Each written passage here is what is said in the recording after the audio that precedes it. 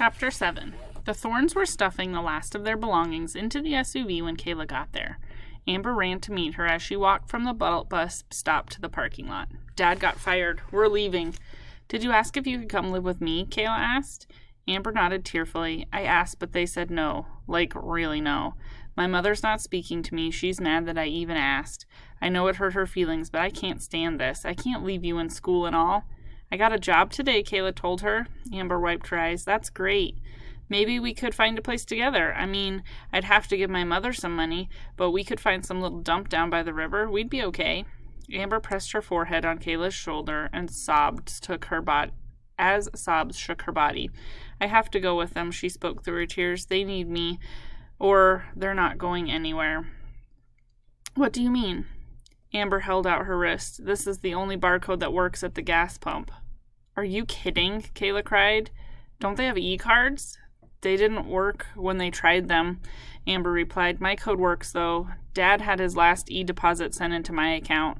Mom dumped all her accounts into it, too. She laughed miserably. Hey, they'd better be nice to me. I have all their money. This is so banged out. You don't even know. You haven't met my cousin Emily, Amber spoke in gasps. She belongs to this really strict religious group. It's going to be so horrible. Kayla remembered Nidra's piece in Not You Too. Some people think the barcode is the mark of the devil. Does she have one? Amber looked up at her. Oh, she's got one and it works just fine. I guess her beliefs don't include worrying about that. Mrs. Thorne stood by the SUV. She was crying just as hard as Amber. Mr. Thorne washed the windshield of his Jaguar, his face a blank. I'll ask if you can stay, Kayla pleaded. Amber wiped her tears with her sleeve as she shook her head. Don't bother. They'll just tell you we're a family and we have to stick together. Kayla rubbed Amber's back. It'll be okay. She didn't know if it would be okay or not. Somehow she doubted it, but what else was there to say? Both of the Thorns' cars started up at once, and Amber, come on, her dad called. Amber threw her arms around Kayla and squeezed tight. This isn't happening, she murmured. Amber, her father shouted again, this time with an edge of annoyancy in his voice. Amber let go and her face was soaked and red. Her nose and eyes were swollen from crying. Send me your new web address. I'll email you all the time, Kayla promised. Amber nodded, then ran across the parking lot and climbed into the front seat of her father's car. Kayla waved as the cars pulled out. It would be a long drive to Nevada. Kayla had never been west. Amber might as well be relocating to a station on the moon. When they were out of sight, Kayla stood another moment, feeling a hole rip inside her. This afternoon she'd had a best friend, and now Amber was gone. How had all this happened? The Thorns' lives were ruined. Her own family's too. Her father dead, her mother completely messed up. She'd gone from having a family to feeling completely alone in the world. This awful loneliness was new to her.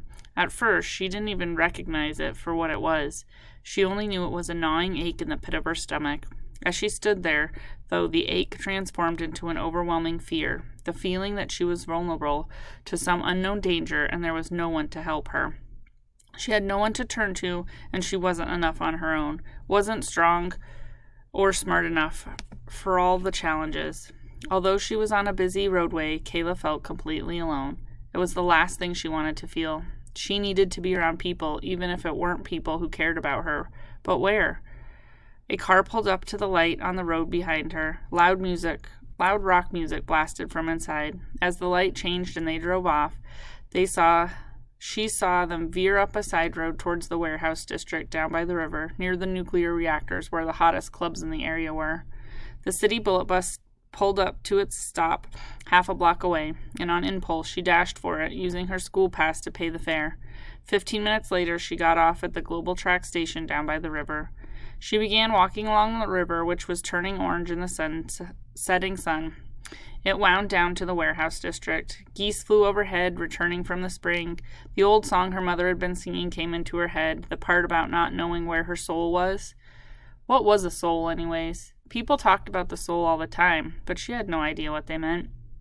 It was almost dark by the time she reached the warehouse district. The lights of the nuclear reactors illuminated the whole area, but the warehouses below them didn't emit any light. They were mostly windowless and had no identifying signs. You had to know where you were going in order to get there. Kids at school said the warehouses contained clubs that ran all night, even though the local law says clubs had to shut down at 12.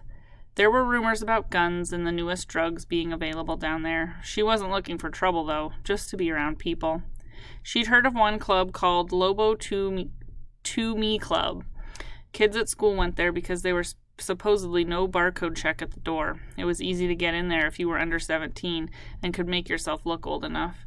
With no idea where the club was, Kayla moved through the dark pathways winding through the square brick buildings. Occasionally, a door opened and someone swung out. An explosion of blasting rock music hitting the street for a moment and then shutting down as the door closed again. Kayla intended to ask for directions, but the people all exited too quickly into waiting cabs or cars. She kept walking until she reached a very dark end of the cement pathway. Even the lights from the reactors didn't shine here. Another cluster of dark warehouses was just ahead. As she walked, she became aware of footsteps behind her. Glancing behind, she saw a male figure in a dark jacket. She quickened her pace. He began walking faster, too. She didn't want him to know she was scared, but she could sense the distancing between them was closing. Her legs began to run, seemingly without waiting for her mental command. He ran too, footsteps pounding behind her. If she screamed, there was no one there to hear. In seconds, he'd be upon her.